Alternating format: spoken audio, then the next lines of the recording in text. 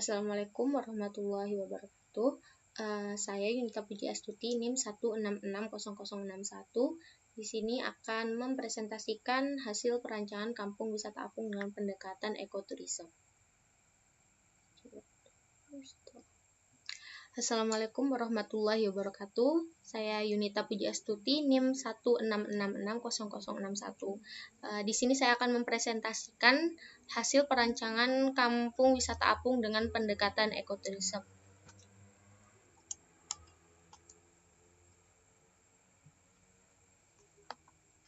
Adapun latar belakang perancangan kampung wisata apung ini berasal dari 3 isu. Isu yang pertama yaitu terkait faktor budaya, isu kedua faktor ekonomi, yang ketiga yaitu faktor wisata.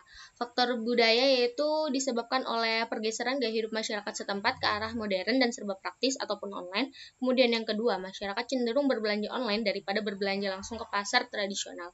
Kemudian yang ketiga yaitu ketertarikan masyarakat terhadap getek sudah mulai menurun karena telah dibangunnya jembatan penyeberangan di atas sungai. Dan yang terakhir yaitu kurangnya perhatian masyarakat terhadap sungai sehingga sungai menjadi kotor dan terabaikan.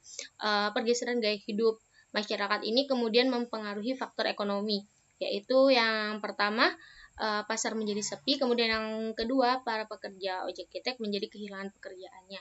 Kemudian faktor yang ketiga yaitu faktor wisata. Faktor wisata dipengaruhi oleh yang pertama banyaknya jumlah wisatawan lokal maupun mancanegara yang berkunjung ke Pangkalan Bun. Kemudian yang kedua, akan tetapi tidak adanya tempat yang mewadahi atraksi kebudayaan masyarakat setempat secara menyeluruh. Berikut macam-macam objek wisata yang ada di Kabupaten Kota Waringin Barat. Kemudian data wisatawan, data tenaga kerja masyarakat. Berdasarkan isu dan potensi tadi, kemudian saya merumuskan sebuah solusi, yaitu yang pertama merancang kawasan wisata yang berorientasi ke sungai untuk menghidupkan kembali Sungai Arut, kemudian merancang kawasan wisata yang berbasis kebudayaan untuk mewadahi kegiatan sosial budaya masyarakat setempat.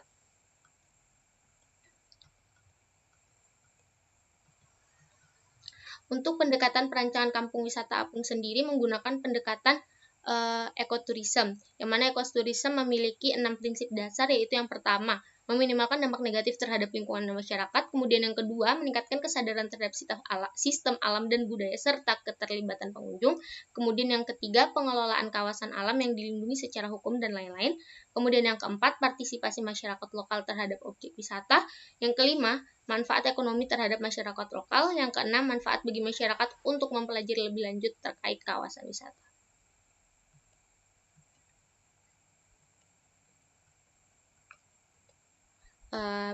Berikut data tapak yang mana ini terletak di Sungai Arut. Batas timur tapak yaitu berupa warung makan apung serta beberapa rumah masyarakat. Kemudian batas utara yaitu aliran air sungai yang menuju Kota Waringin Utara.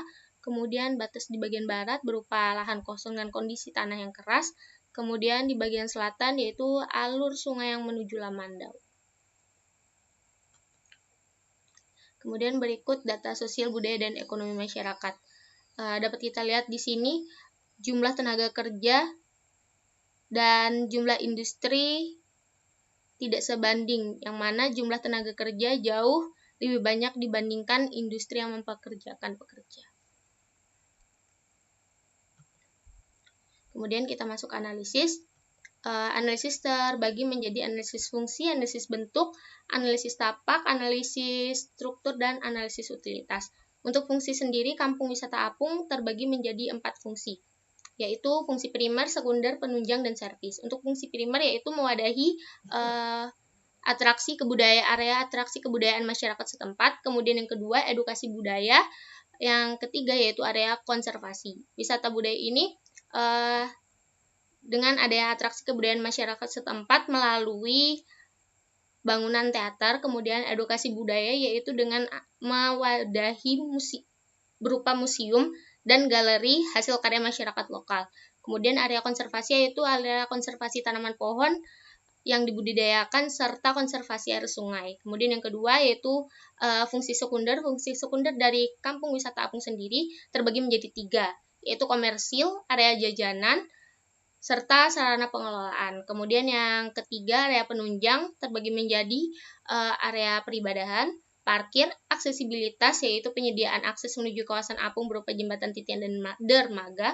Kemudian yang keempat, berupa fasilitas kesehatan, yaitu merupakan fasilitas pertolongan pertama yang berupa klinik untuk pertolongan pertama ringan bagi pengunjungnya yang mengalami kejadian yang tidak diinginkan, kecelakaan yang tidak diinginkan.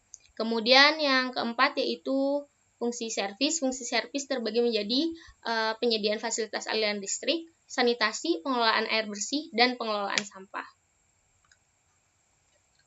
Kemudian berikut yaitu analisis aktivitas dari bangunan teater serta museum art gallery. Untuk bangunan teater sendiri digunakan oleh pengelola, pemimpin teater, penari, dan wisatawan serta cleaning service. Kemudian untuk museum art dan galeri, pengguna merupakan pengelola atau kurator, kemudian pemimpin galeri, tour guide, wisatawan, dan cleaning service. Kemudian untuk rumah makan sendiri, pengguna berupa kasir, staff manajemen, waiters, koki, dan wisatawan. Kemudian untuk area stand jajanan, pengguna berupa penjajah dan wisatawan. Untuk area toko souvenir dan oleh-oleh, pengguna merupakan penjual dan wisatawan. Berikut untuk musola, pengguna merupakan pengelola musola serta dan wisatawan. Untuk dermaga digunakan oleh petugas kebersihan, ojek perahu, dan wisatawan.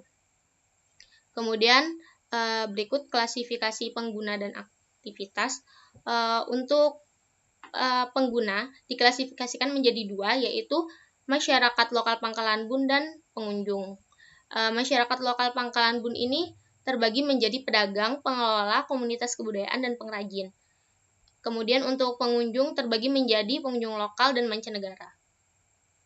Kemudian untuk alurnya, bagi pedagang berasal dari warga sekitar, kemudian masuk melalui area entrance, kemudian parkir menuju ke gapura, kemudian menuju ke stand makanan, restoran, ataupun stand souvenir ke tempat mereka masing-masing. Kemudian setelah itu mereka beristirahat, isoma, makan, MCK di toilet. Kemudian setelah beristirahat, mereka akan pulang dengan menuju parkir, kemudian pulang. Terus untuk komunitas kebudayaan berasal dari warga sekitar, yang mana masuk melalui entrance, parkir, menuju ke gapura, kemudian bisa menuju ke ruang ganti ataupun langsung ke teater, kemudian beristirahat, dapat menuju musola, toilet, ataupun kantin, isoma, kemudian menuju parkir dan pulang. Begitu pula dengan pengelola, pengrajin, hampir sama. Kemudian untuk wisatawan berasal dari wisatawan lokal maupun mancanegara. Mereka masuk melalui entrance, parkir, kemudian membeli tiket masuk, kemudian berkeliling menuju ke area teater, kemudian ke stand jajanan, kemudian ke dermaga, kemudian melakukan penyeberangan menuju ke rest area, kemudian ke stand souvenir, dan apabila terjadi sesuatu yang tidak diinginkan, bisa langsung dilarikan ke klinik. Kemudian museum, galeri, restoran. Setelah itu isoma di sini, kemudian menuju ke dermaga getek untuk kembali ke entrance tadi. Berikut analisis keterkaitan ruang secara umumnya, yaitu entrance, parkir, terus kemudian menuju ke pusat informasi, kemudian teater, ada toko souvenir, workshop, dermaga, rumah makan atau restoran, pusat pengelolaan limbah kawasan yang berada berdekatan dengan rumah makan ataupun restoran, dikarenakan limbah dari rumah makan ataupun restoran akan sangat banyak, sehingga pusat pengelolaan limbah dan kawasan akan lebih baik apabila diletakkan berdekatan dengan rumah makan ataupun restoran. Kemudian untuk penyediaan air bersih berdekatan dengan stand jajanan dan rumah makan ataupun restoran. Kemudian setelah itu rest area berdekatan dengan musola dan klinik. Kemudian ini keterkaitan ruang untuk bangunan museum art dan galeri serta teater budaya. Kemudian rumah makan atau resto dan rest area, klinik, pusat informasi, toko souvenir, workshop. Kemudian selanjutnya kita menuju ke block plan. Berdasarkan dari diagram keterkaitan makro tadi, kemudian saya merumuskan block plan makro tata, yang mana ini merupakan parkir kendaraan di area entrance, kemudian ada pusat informasi untuk membeli tiket sekaligus bangunan pengelola, kemudian di sini ada klinik untuk pertolongan pertama yang dekat dengan dermaga, kemudian yang di sini ruang teater, terus museum art gallery, cottage. Cottage sengaja ditaruh di pojok, agak privat, dikarenakan bersifat privat. Terus habis itu penyediaan air bersih, kemudian dermaga untuk penyeberangan. Nah, kemudian di sini itu ada restoran rumah sakit, restoran rumah makan, restoran ataupun rumah makan. Untuk apabila setelah melakukan penyeberangan, para pengunjung sudah mulai merasa lelah, mereka bisa beristirahat sambil makan di restoran. Kemudian yang di sini ada dermaga, penyediaan air bersih lagi untuk area stand jajanan yang di sini. Kemudian yang di sini berupa rest area, dan di ujung sini ada musola. Jadi sambil beristirahat mereka bisa berbelanja souvenir ataupun isoma. Kemudian yang di sini ada workshop di bagian paling akhir. Kemudian ini block plan mikro, yang mana block plan mikro ini hampir persis dengan denah bangunan masing-masing bangunan. Museum Art Gallery,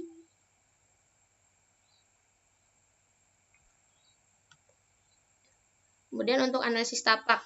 Analisis tapak sendiri yang secara umumnya pada kawasan Sungai Arut itu untuk iklimnya sendiri, untuk sinar mataharinya, direct solar radiation-nya yang paling tinggi itu terjadi pada pukul 12 sampai 15.00. Kemudian untuk diffuse solar radiation yang paling rendah itu terjadi pada pukul 9 sampai pukul 13.00. Sedangkan untuk anginnya sendiri, arah anginnya itu berasal dari arah angin tertinggi itu dan terbanyak itu berasal dari timur tenggara dan barat daya.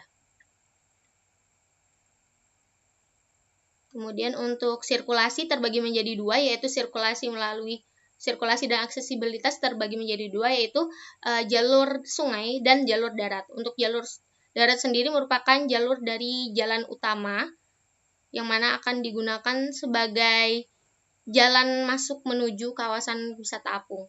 Kemudian untuk kebisingan, sumber intensitas kebisingan tinggi berasal dari arah jalan raya serta arah barat dan arah sungai, yang mana di kebisingan dari arah sungai tersebut berasal dari perahu ataupun getek, suara mesin getek. Kemudian untuk selanjutnya yaitu regulasi dan planning. Pada kawasan tapak ini lebar jalan utamanya sebesar 10 meter, sehingga karena peraturan garis sempadan yaitu setengah daripada lebar jalan, maka garis sempadan dari jalan sendiri, jalan utama menuju tapak yaitu sekitar 5 meter. Kemudian untuk luas lahan sendiri KDB-nya sebesar 60%, dengan luas lahan 5,7 hektar, maka 60% dari 5,7 hektar yaitu 3,42 hektar. Dan KDH-nya sebesar 40% sehingga jumlahnya yaitu 28 hektar. Kemudian ini ada garis sempadan sungai yang mana bangunan itu mundur 100 meter dari tepi sungai. Kemudian yang ini iklim, analisis iklim, dikarenakan sinar matahari paling tinggi, radiasi sinar matahari paling tinggi terjadi pada pukul 13 sampai 15.00 dan ya area yang dikenai yaitu area sebelah utara. Maka dari itu bangunan diarahkan menghadap ke arah selatan untuk menghindari sinar radiasi matahari secara langsung.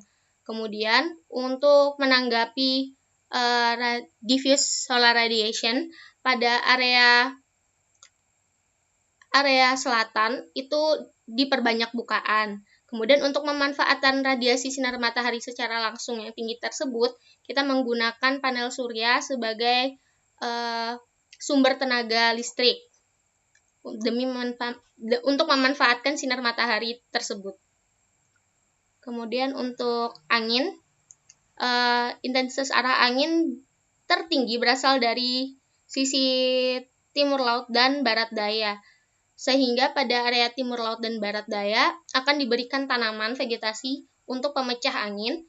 Kemudian untuk penataan masanya diatur sedemikian rupa sehingga setiap masa bangunan mendapatkan udara yang cukup, aliran udara yang cukup.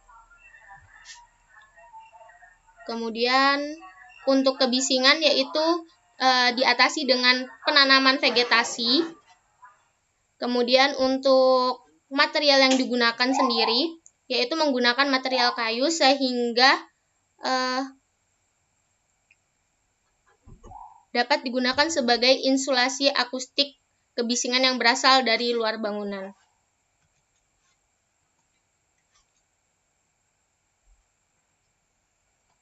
Kemudian untuk analisis utilitasnya, jaringan air bersih, sumber air bersih pada kawasan kampung wisata apung sendiri terbagi menjadi dua, yaitu aliran sungai yang diolah lebih lanjut sebagai sumber air utama.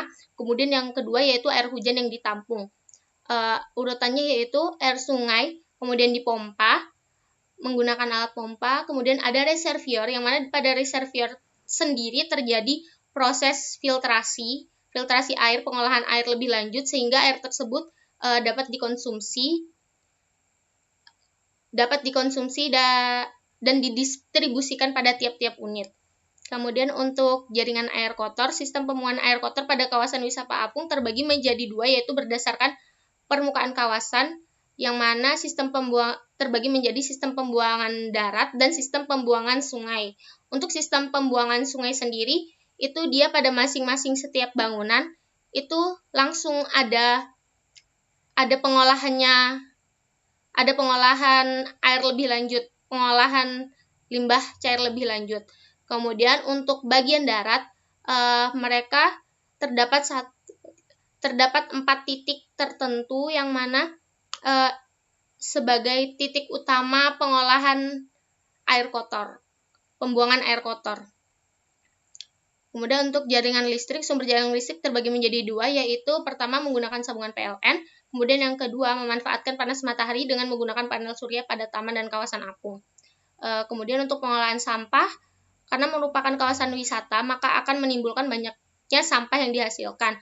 Maka dari itu perlu adanya pengolahan sampah lebih lanjut untuk meminimalisir sampah yang akan dibuang.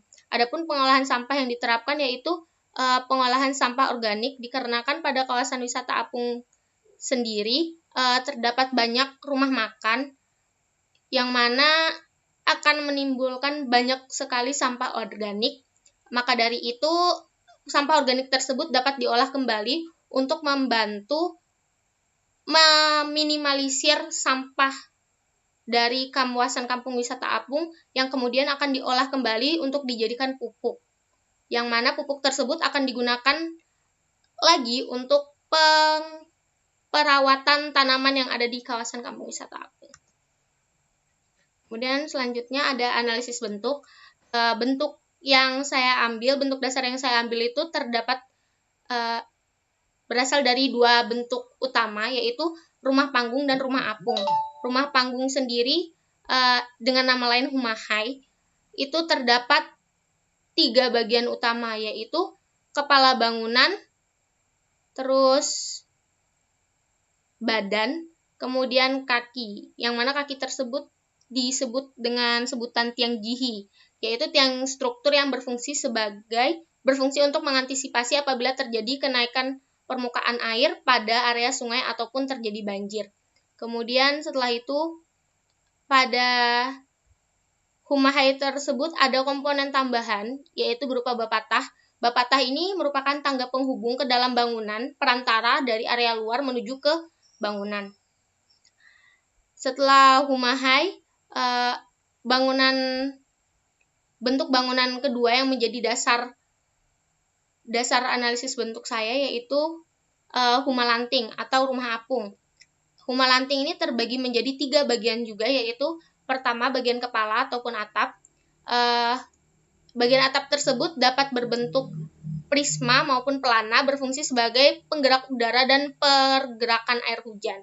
Kemudian setelah itu ada bagian badan, merupakan bagian dinding. Dinding merupakan papan kayu yang disusun secara horizontal dengan struktur sederhana.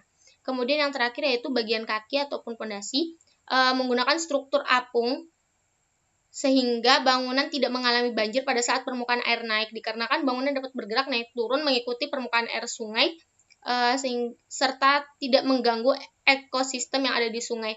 Yang mana pada bagian kaki ini menggunakan material kayu ulin dengan diameter 0,6 meter. Kemudian untuk analisis bentuk lebih lanjut berdasarkan bentuk dasar tadi, ini alternatif bentuk dari bentuk rumah panggung atau Humahai tadi. Prinsip yang diterapkan pada eksplorasi bentuknya yaitu yang pertama yaitu energi, yang mana menggunakan material kaca sehingga dapat menangkap cahaya daylight dari matahari sehingga memaksimalkan penggunaan cahaya alami. Kemudian selain itu juga memaksimalkan bukaan sehingga dapat meminimalisir penggunaan listrik berlebih pada saat siang hari serta sirkulasi udara yang lancar di dalam ruangan. Kemudian yang kedua yaitu identity of the community, yaitu memberikan motif Dayak pada bangunan sebagai identitas bangunan. Dan di sini bisa dilihat ada 4 alternatif bentuk bangunan. Dan untuk analisis struktur sendiri, terdapat 2 jenis struktur, yaitu struktur apung dan struktur panggung. Untuk struktur panggung, seperti yang tadi saya jelaskan, ada struktur atap, ada struktur badan, dan struktur kaki. Struktur atap sendiri menggunakan struktur pelana. Kemudian untuk bagian badannya ini, untuk struktur badan dan kaki ini terpisah, yaitu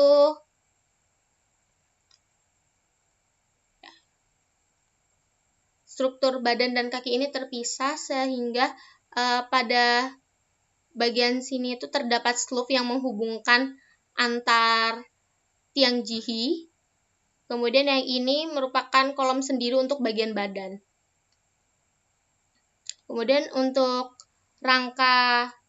struktur apung terbagi menjadi ini, ada atap seng, menggunakan atap seng, kemudian rangka atap kayu, kemudian bagian sini terdapat balok, pada bagian badan itu terdapat balok dan tiang tongkat, kemudian setelahnya pada bagian kaki terdapat papan lantai, kemudian slope, kemudian sunduk.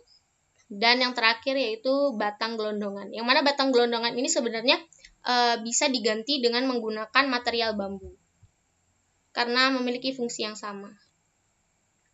Kemudian untuk konsep,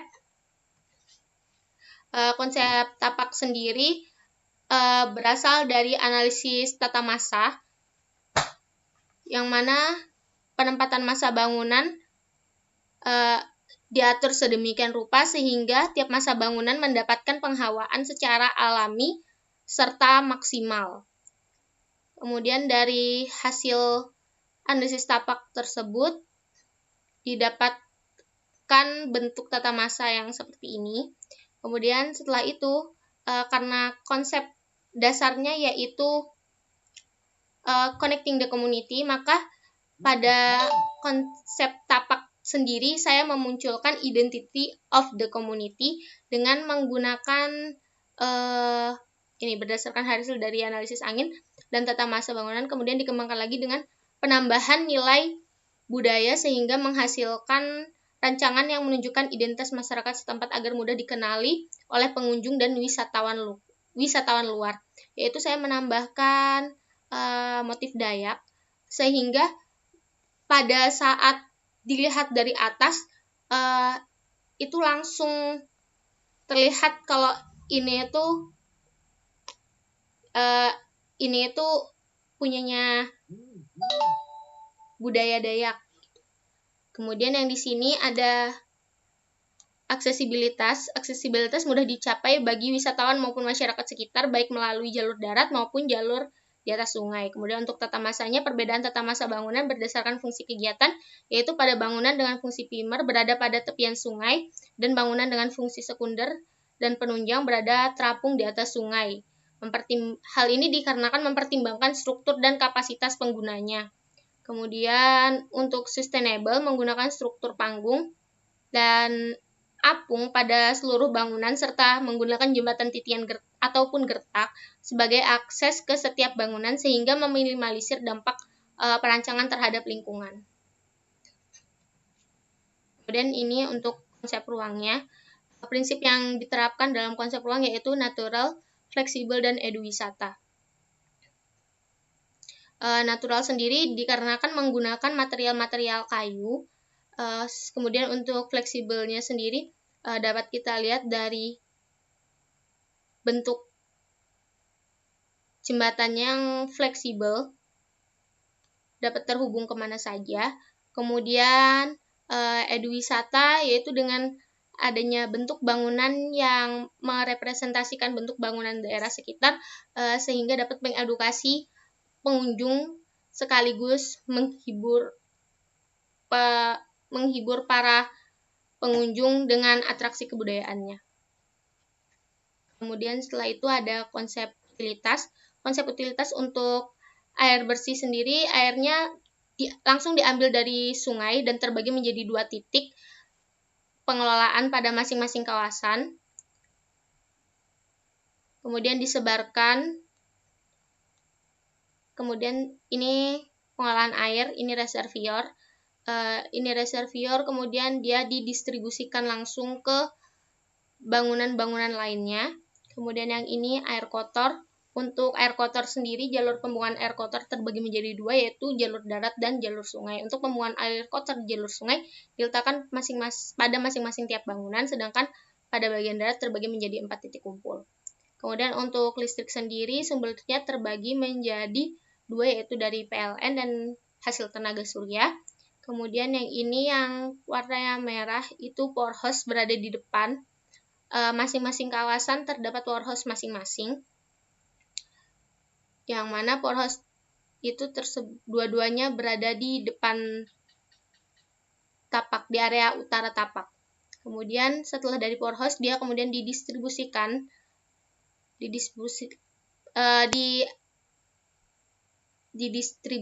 oleh distributor tegangan listrik. Kemudian masing-masing bangunan menerimanya melalui panel listrik. Kemudian selain itu pada area apung menggunakan pembangkit listrik tenaga surya untuk setiap bangunan apung. Kemudian untuk pengelolaan sampah terdapat pada tiap-tiap masing kawasan dikarenakan terbagi oleh sungai sehingga pengelolaan terbagi menjadi 2 titik. Yang mana pengelolaan sampah tersebut akan digunakan kembali untuk perawatan tanaman di sekitar kawasan wisata apung. Untuk konsep bentuk sendiri berasal dari bentuk vernakular setempat yang kemudian diadaptasi dengan respon perubahan iklim sehingga menghasilkan bentuk bangunan yang responsif terhadap iklim. Poin yang di sini yaitu pertama yaitu bentuk vernakular, kemudian ditambahkan dengan nilai-nilai dari prinsip-prinsip dari ekoturism sendiri yaitu natural, sustainable, open space, dan responsive iklim. Natural yaitu menggunakan material lokal yaitu kayu ulin yang mudah didapatkan, kemudian open space yang mana akan memaksimalkan bukaan pada bangunan sehingga memiliki kesan luas dan terhubung dengan area luar. Kemudian yang ketiga responsif iklim yaitu menggunakan bentuk atap yang sesuai dengan iklim tropis pada tapak dengan curah hujan yang lumayan tinggi. Kemudian menggunakan struktur panggung untuk mengantisipasi terjadinya banjir. Kemudian untuk konsep bentuk yang kedua untuk area apung yaitu vernakular dan natural, sustainable, open space, dan responsive iklim. Poinnya hampir sama, akan tetapi ada sedikit perbedaan pada penerapannya. Untuk natural yaitu sama, menggunakan material lokal seperti kayu ulin. Kemudian open space, memaksimalkan bukaan pada bangunan. Untuk responsive iklim yaitu menggunakan bentuk atap yang sesuai dengan iklim tropis pada tapak dengan curah hujan yang lumayan tinggi. Kemudian untuk sustainable menggunakan struktur apung sehingga tidak mengganggu ekosistem di bawah sungai. Berikut konsep struktur dari dua jenis bangunan. Yang ini untuk struktur apung, terdapat kepala bangunan yang menggunakan atap pelana, kemudian diberikan talang hujan untuk menampung air hujan. Kemudian setelah itu pada bagian badan bangunan terdapat kolom. Kemudian di sini ada kaki bangunan dan alas kaki bangunan. Untuk struktur panggung terdapat atap perisai yang dieksplor dengan sedemikian rupa sehingga dapat memaksimalkan cahaya masuk. Kemudian yang ini kolom kayu, yang ini berupa slope lantai, kemudian yang terakhir fondasi kayu ulin. Berikut presentasi saya tentang perancangan kampung wisata apung dengan pendekatan ekoturism. Terima kasih atas perhatiannya. Wassalamualaikum warahmatullahi wabarakatuh.